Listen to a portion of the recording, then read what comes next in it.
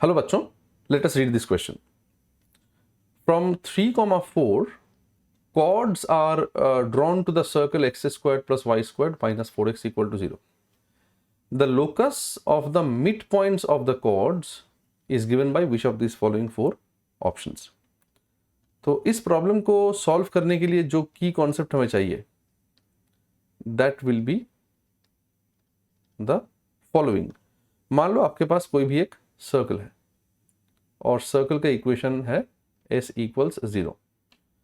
मान लो सर्कल के अंदर कोई एक पॉइंट है और हमें बताया गया है वो जो पॉइंट है वो किसी कॉर्ड का मिड पॉइंट है.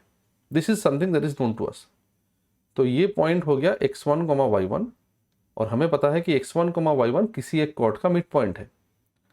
तब इस कॉर्ड का जो इक्वेशन है वो t इक्वल टू s1 इस फॉर्मेट या फॉर्मूला को याद करने से हम लोग यूज कर सकते हैं, इसको रीयूज कर सकते हैं. t equal to s1. t का मतलब क्या है? t का मतलब है जो x स्क्वायर्ड है सर्कल की इक्वेशन में उसके जगह पे हम लोग x टाइम्स x1 लिख सकते हैं, जहां पे x1 ये वाला पॉइंट है, abscissa of the point, the mid point. जो y स्क्वायर्ड है उसके जगह पे हम लोग y1 लिख सकते हैं in the equation of circle, और जो 2x है उसके जगह पे हम लोग x प्लस x1 रिप्लेस कर सकते हैं. तो दैट विल बी, ये करने से जो फॉर्म मिलेगा उसे हम लोग t बोलेंगे. और S1 का मतलब जो S का एक्सप्रेशन है, मतलब जो सर्कल का इक्वेशन का एक्सप्रेशन है, उसमें x और y के जगह पे हर जगह पे आप x1 और y1 बैठा दो.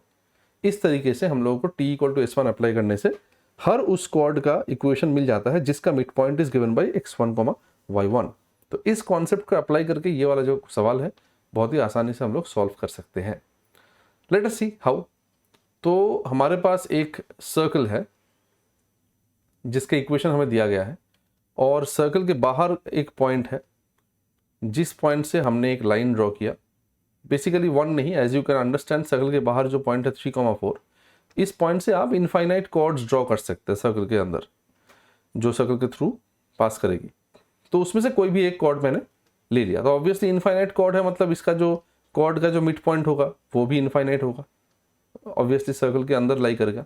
तो उस मिड पॉइंट को हम लोग मान लेते हैं h, k.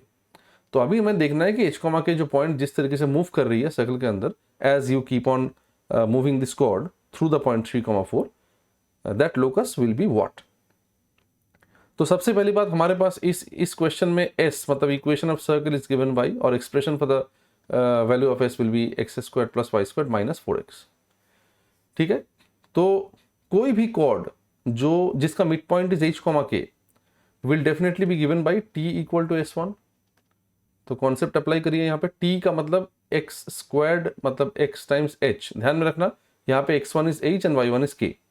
सो xh प्लस y स्क्वायर्ड मतलब y times k minus 4x को हम लोग लिख सकते हैं 2 टाइम्स 2x, और 2x को लिख सकते हैं x plus x1 in this case h.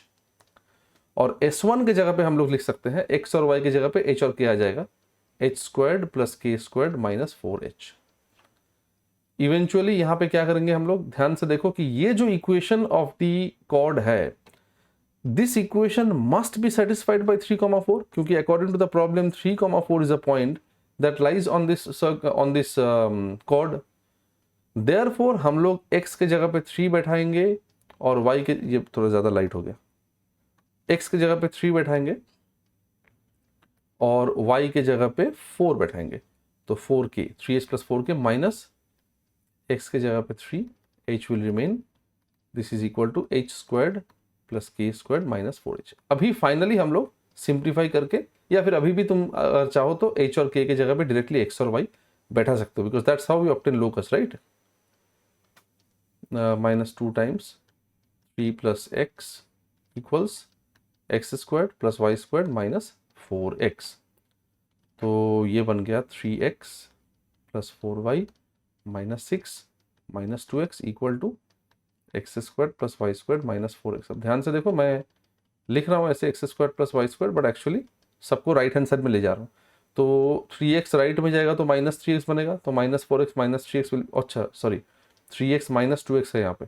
तो 3x minus 2x will be x, वो राइट में जाएगा तो माइनस x हो जाएगा, और minus 4x minus x is minus 5x. तो ये सब बहुत ही जल्दी तुमको कैलकुलेट करना है एग्जाम में. और फिर यहाँ पे 4y अगर राइट में जाएगा तो बनेगा माइनस 4y. ऑफ कोर्स -6 अगर राइट में जाएगा तो बनेगा +6।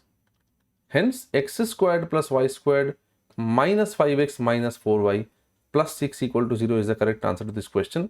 डेफिनेटली हमें दिख रहा है कि ऑप्शन ए जो है वो सही ऑप्शन है। कुछ यहाँ पे और तो नहीं मिस कर रहे हम लोग, नहीं, -5x - 4y +6 = 0।